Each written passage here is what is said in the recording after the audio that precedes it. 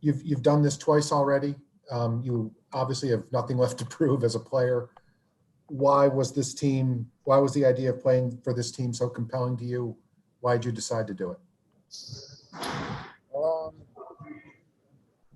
I felt like I was, I committed to USA basketball when I was coming out of college, and every chance that I get that I'm healthy and my mind's in the right place to play basketball, I'm gonna go out there and play. So I think I finished the year off healthy on the regular season and the playoffs. So I felt like it'd be cool to get, I guess, a kickstart on next season by getting in shape a little earlier in the summer with Team USA. So I'm looking forward to just being around the best players in the world and around the best athletes as well. So I just wanted to take in the experience. As a quick follow, Kevin, playing for Pop, how much does that matter to you? How much does that matter to guys in general? Thank you. It mattered a lot. I was a dream of mine to play for Coach K, and it's always been a dream to learn under Coach Pop as well. And, he's some of the great staff, too, that's been coaching us up every day. And I've been enjoying it a lot. So he was definitely one of the main factors in me making this decision to, continue to play for Team USA and along with Mr. Colangelo as well. So it's been a fun few days of camp so far. Next up will be Nick Schiffer, and then we'll go to Nick Hamilton. Hey, Kevin. I asked you after Game 7, what's next for you, and you had said you weren't planning on losing the Bucks, and you weren't sure. Just how quickly did Team USA get on your radar after the season ended, and how quickly was it for you to decide with all this?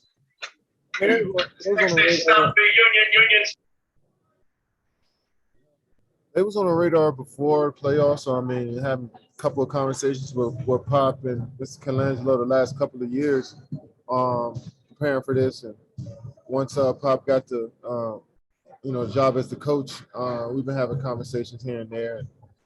And they also respected my time and space. If I didn't want to come, they wouldn't have pressured me. So, I really felt like they helped me make this decision by just letting me be me and let me make that decision on my time. And, but it's been on my radar for a second. Nick Hamilton, go ahead, and then we'll go to Yoko Miyaja. Hey, Kevin, Nick Hamilton, Nightcast Media. Wanted to ask you, you talked about playing with some of the best, with the best players in the world. What have you learned from guys like Jason Tatum and Bradley Beal, and what have they learned from you where you guys can be that cohesive unit moving forward? More so what Coach needs from all of us. We know each other's games inside and out, and got nothing but respect for every player and what they've been through in their journeys up to this point.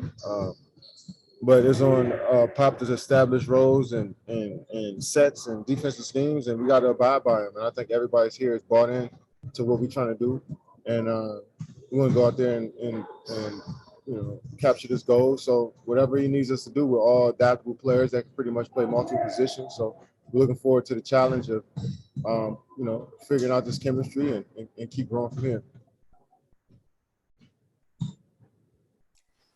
Hi, Kevin. Yoko, you're up, and then we'll go to Yao Banzi. Yeah, Kevin, this is Yoko Miyaji of Sports Graphic Number Japan.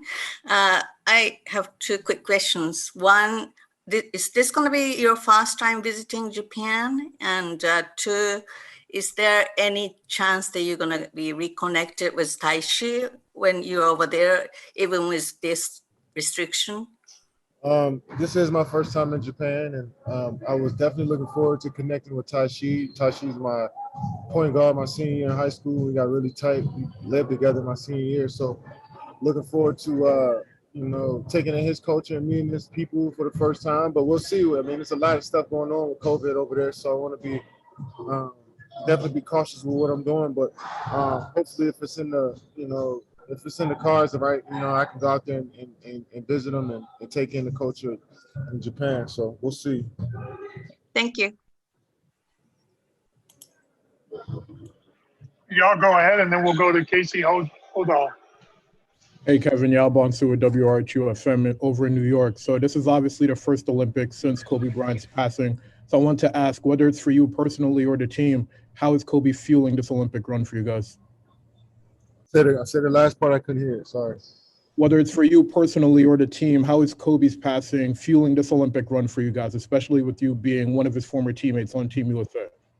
Yeah, Kobe Bryant is a guy that all of us looked up to and watched as kids, and even when he was alive and playing, his DNA was embedded in us as players. You know, he kind of, from afar taught us, what the game is about, what work ethic is about, and we all kind of pulled from him, when he was playing and when he was alive, and now that he's not with us no more. We all want to honor his teachings by going out there and playing with that passion, with that energy every single play. And guys that had close relationships will understand how he will approach every single day, especially with Team USA. He really took pride in being a part of this group and a part of this team, and we all feed off of that type of energy. And Kobe always brought that, so he's always big to every one of us here. We miss him dearly because he would be in here supporting us. And just a quick follow-up, bouncing off that, how much more would winning this gold medal be, knowing everything you just said? It's going to be important for a multitude of reasons, and that's definitely one of those. And, we got so many, quote-unquote Kobe disciples in here who learned from him for so long and who have relationships with him. We want to, go out there and win the gold just like he did. So looking forward to it. Thank you. Casey, you're up, and then we'll go to Brian Lewis.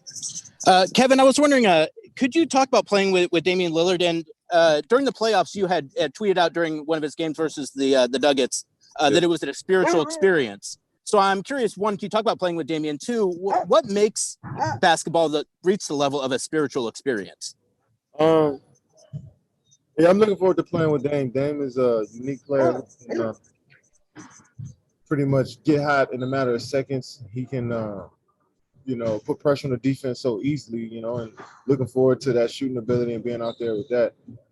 And what I meant by that is just, the level of skill that he displayed that night only shows me that he put in hours and hours of work. And when you put in that much work, you isolated like he is, I can tell he likes working out by himself.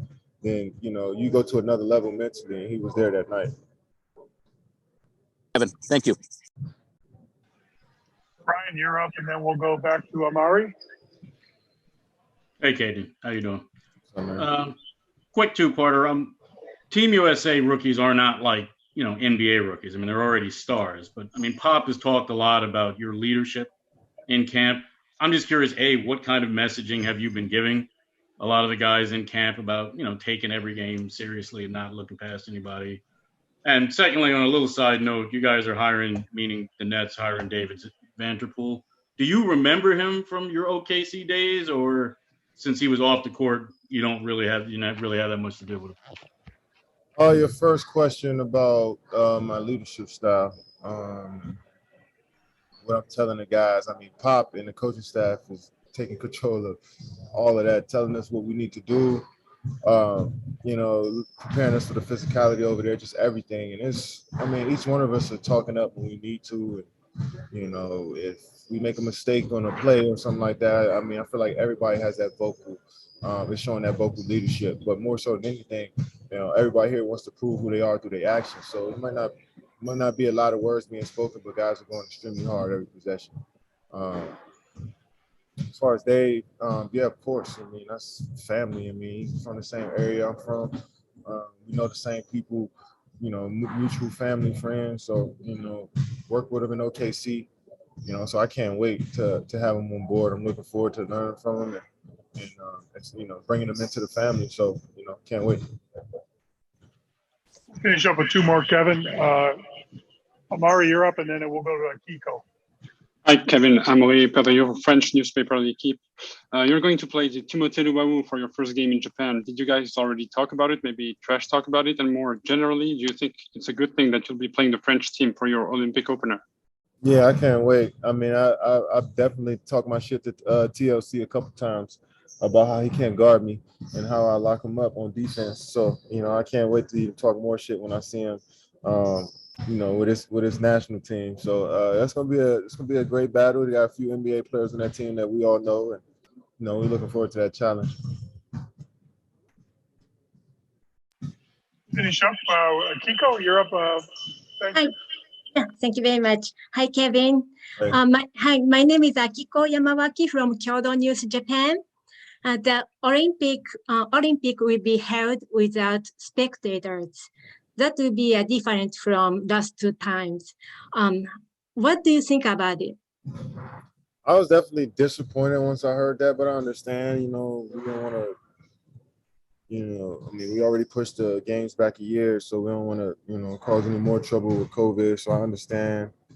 But it brings a different energy when you see the crowd, fans from all over the world supporting their teams and their countries. And, that's going to be the part that it's going to sting a bit, but it's still an honor and a pleasure to go out there and represent your country and to do it on a big stage. But, I wish our fans and I wish fans from around the world can experience it up close. Very much.